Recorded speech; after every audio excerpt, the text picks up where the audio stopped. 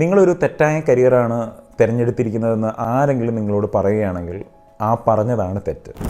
ഈ ലോകത്തിലെ ഏത് കരിയറാണെങ്കിലും നിങ്ങൾക്ക് ഏറ്റവും കൂടുതൽ പണവും ഫെയിമും സമ്പാദിക്കാൻ പറ്റും. പക്ഷേ അത് ആർക്ക് വേണ്ടിയിട്ടാണ് വർക്ക് ചെയ്യുന്നത് എന്നതിനെ ആശ്രയിച്ചിരിക്കും.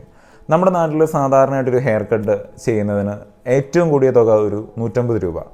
എന്നാൽ വിരാട് കോഹ്ലിയോ അല്ലെങ്കിൽ അതുപോലുള്ള സെലിബ്രിറ്റീസ് ആയിട്ടുള്ള ആളുകൾ ഒരു ഹെയർ കട്ടിന് ചാർജ് ചെയ്യുന്ന, പ്രത്യേകിച്ച് അലിൻ ഹക്കീമിനെ പോലെയുള്ള ആളുകൾ ചാർജ് ചെയ്യുന്നത് 1 ലക്ഷം രൂപയാണ് ഒരൊറ്റ ഹെയർ കട്ടിന്.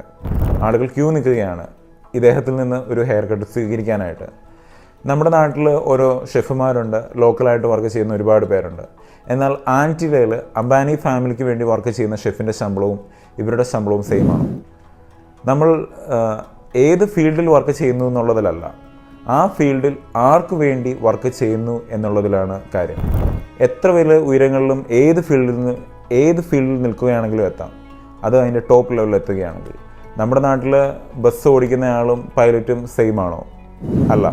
പക്ഷേ പൈലറ്റ് വിമാനത്തിൻ്റെ ഡ്രൈവറാണ്, ബസ് ഓടിക്കുന്നയാൾ ബസ്സിൻ്റെ ഡ്രൈവറാണ്.